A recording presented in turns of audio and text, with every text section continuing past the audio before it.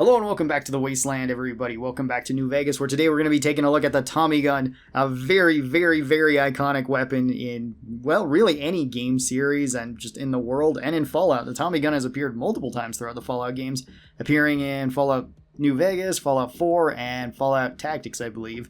So that's pretty cool. I think it's also in 76, but I could be wrong because I haven't played 76 still. This is the 45 SMG that you find in Zion. You can find this as soon as you get to Zion if you're doing the Honest Hearts DLC, and you can buy this right from Joshua. You can also find this on White Legs because this is like their signature weapon, so that's pretty cool too. The 45 SMG requires 75 guns in order to wield and 6 strength. A lot of guns and a decent amount of strength for a submachine gun. It is warranted for this particular weapon though, and that should be about the normal amount of strength that gun builds are going for, and the guns is pretty common too by the time you're getting to Zion, I would think, unless you're just rushing right there, which I do know some people do that because you can get like this, the Survivalist Rifle, the Desert Ranger Armor, and all of those are really good starting items for any sort of playthrough. This one does 26 damage per shot, which is very high for a submachine gun. That's actually really good. This one does 286 damage per second. However, that damage per second can jump up immensely with the different mods and with the different perks that you can have. It can like easily double. So DPS is extremely high on the 45 SMG. This one does 26 crit damage, which is still pretty decent. It's the same as its regular damage. Nothing real weird there about this. Most guns actually have something like this. This one has a 0.06 times crit modifier, so very low, like most full auto weapons. Crits are extra damage, so that's always good, and this is just a way to balance it out so that they're not hitting crits way too often and being really overpowered. For some reason, the Tommy gun only requires 19 action points to use, which I always find is weird. I would figure it would cost more than other submachine guns, but this is one of like the best submachine guns to be using in VATS, and it's a little bit strange for that. This one has widespread compared to the other submachine guns at 2.3, so that is quite a bit. Sometimes the rounds don't go exactly where you want them to. If you're only going to be using this at close and medium range, that shouldn't be too big of a deal, but at longer ranges you will notice your bullets just kind of going everywhere. So keep that in mind when you're using the Tommy gun. This has a 30 round stick mag in it. I say that because this does actually have a drum mag that you can put on it as a mod, and that changes the magazine size. I think both look very good on the Tommy gun. I'm more of a fan of the drum mag because it looks more like a Tommy gun then. But yeah, the 30 round mag is perfectly fine too. This one weighs 11 weight. It is the heaviest submachine gun in the entire game, and that does actually weigh you down quite a bit, especially with how quickly you can break these. If you're putting like the super rounds in them, they break pretty fast, and carrying around multiple of these does weigh you down pretty quick. 11 weight is actually enough though to have it get cut in half with heavyweight, which is pretty cool. So it's the only submachine gun that actually benefits from that perk, and this has 600 item HP, which is usually quite a bit for a full auto weapon. It's not one of the most that we've talked about, but it's still fairly high. It's just that if you are going to be loading like the super rounds of this, it does break them really quick, so you do have to remember that. If you're just using the regular 45 rounds, it shouldn't break any quicker than most of the other submachine guns, like the 9mm SMG and the 10mm SMG. For the general pros of the Tommy gun, this one has really high damage per second. It has some of the highest damage per second out of any weapon in the entire game.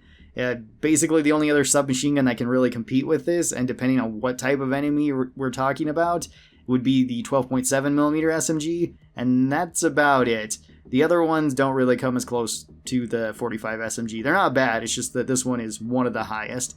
This one also has really good ammo. The 45 ammo is fantastic. It actually has quite a few options there. It's kind of a pain because you have to go to Zion to unlock the ammo, but the ammo does start showing up on traveling merchants and other merchants once you get back to the Mojave, so it's not such a big deal.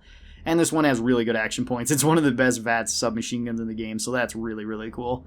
The cons, there's only real like 2 cons to the Tommy gun. One is that it's heavy. It weighs 11, although again you can cut that in half with heavy weight and then it's not that bad. And it kind of eats through ammo. The Tommy gun can shoot pretty fast, and it can chew up just about anything in front of it, and it can also chew up all of your ammo, so you will probably want to carry around a decent amount of this. For perks that can help out the Tommy gun, we've already talked about heavyweight. Heavyweight's good because it cuts its weight in half, so it goes from 11 to 5.5 weight. That's pretty decent. That's not that bad for a submachine gun then. Pack rat can also be pretty useful in the same way because you will probably want to be carrying around a lot of 45 rounds, and cutting the weight in half from that, at least if you're playing on the hardcore difficulty, will help. If you're not playing on hardcore, then don't worry about it. And the grunt perk directly affects this one, so it gets 25% more damage if you take the grunt perk. because this is like a military submachine gun. It was the submachine gun of World War II, at least for the US. Assuming it's the same way in the Fallout universe, because that should have still happened the same way in their universe. Either way, it fits for the Tommy gun, and that is really cool. As for the 45 ammo, there is actually 4 different versions of 45 that you can load in this. You have the standard 45 ACP, which just does regular damage. It's a normal ammo. It's going to be the most common ammo that you find that vendors sell or that anybody sells. Some of the other ones are a little bit more rare. You have the high-powered rounds. These are one of the more rarer ones. They do 75% more damage per shot, but give the enemy 3 times the amount of armor. This makes it so if you're not fighting armored enemies, this completely shreds through anything. It's incredibly strong against like Cazadors and stuff. Really, really strong gun then. You also have the plus P rounds. These ones give you 10% more damage per shot, which is pretty good. They punch through 2 armor, which gives you a little bit of armor breaking. That's kind of cool. And they do break your gun 20% faster. Breaking it that much quicker isn't such a big deal, and having that armor breaking is actually pretty nice for the 45, but good luck trying to find enough plus P rounds or buy enough plus P rounds to actually make it kind of worthwhile. If you're going to do that, it's going to take you a very, very long time to stock up enough ammo to actually really use that.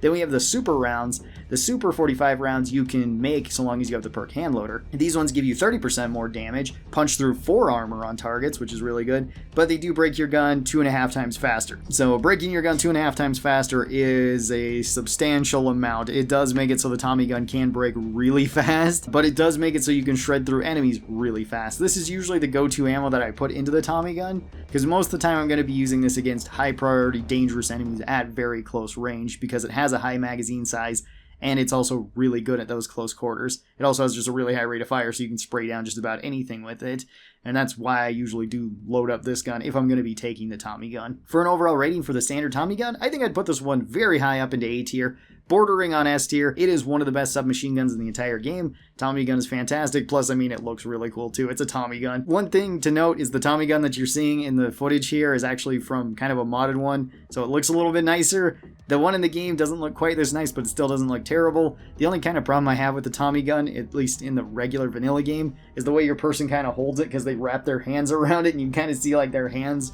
somewhat whenever you're ADSing with it. If you're hip firing it, it doesn't really bother me that much, but for some reason that always seemed kind of weird that your person's like hand was just kind of like overextended there. There is also a modified version of the Tommy gun too, which I kind of alluded to earlier. The Tommy gun can have 2 mods. You can also buy these in Zion.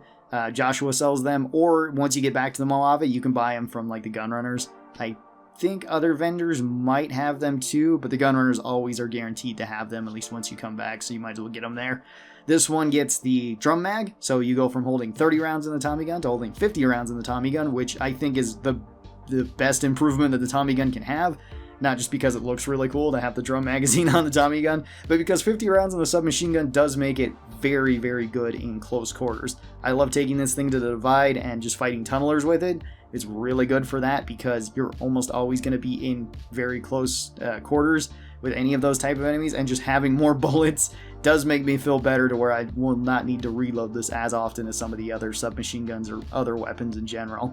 The other thing that you can get as a compensator on this, the compensator does reduce the spread, so you go from 2.3 spread to 1.8 spread, which is actually pretty good for a submachine gun and actually decent for a full auto gun.